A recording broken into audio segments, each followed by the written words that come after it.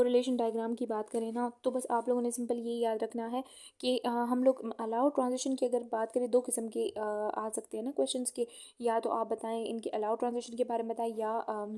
Overall बताएं। तो अगर ओवरऑल आ गया तो हम ये सारा कुछ लिखेंगे, लेकिन अगर अलाउड ट्रांजिशन के बारे में आ गया तो फिर हम सिर्फ F3 और P3 का लिखेंगे। लेकिन यहाँ पे ये याद रखें कि ये देखें F3 है और ये P3 है, तो ये जो हमारे पास सेम जिनकी स्पिन मल्टीप्लिसिटी सेम है,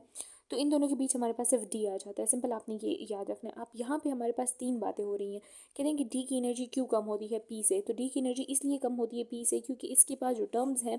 दे are derive from the ground state term. ये हमारे पास ग्राउंड स्टेट टर्म से डिराइव होती हैं, यानी यहाँ पे देखिए 1 और 1, तो ये हमारे पास कम्प्लीटली ग्राउंड स्टेट टर्म है।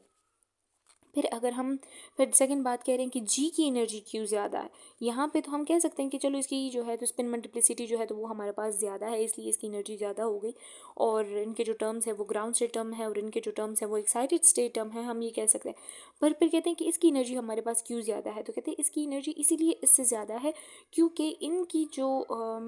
टर्म्स है वो कम्प्लीटली ग्राउंड स्टेट टर्म से डिराइव हुई हैं, और इनकी जो टर्म्स हैं वो कुछ हमारे पास ग्राउंड स्टेट टर्म से डिराइव हुई हैं और कुछ हमारे पास एक्साइटेड स्टेट टर्म से डिराइव हुई हैं, तो इस वजह से इसकी एनर्जी डी से कंपैरेटिव ज़्यादा होती है। फिर हमारे पास ये बातें हो गई। फिर क्या कहते हैं कि यहाँ पे टोटल कितनी अलाउड ट्रांजिशन, कितनी इलेक्ट्रॉनिक ट्रांजिशन है, तो देखिए यहाँ से यहाँ पे इलेक्ट्रॉन आ सकता है, यहाँ से यहाँ आ सकता है, यहाँ से, तो हम सारे काउंट करते हैं 1 2 3, मतलब एक इलेक्ट्रॉन T1G से T2G की तरफ आया तो 1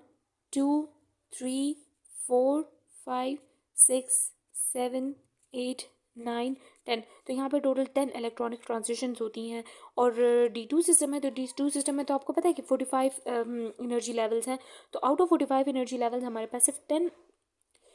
इलेक्ट्रॉनिक ट्रांजिशन पॉसिबल है, और इन 10 इलेक्ट्रॉनिक ट्रांजिशन में हमारे पास क्या होता है, सिर्फ और सिर्फ 3 अलाउड ट्रांजिशंस होती हैं, ठीक है।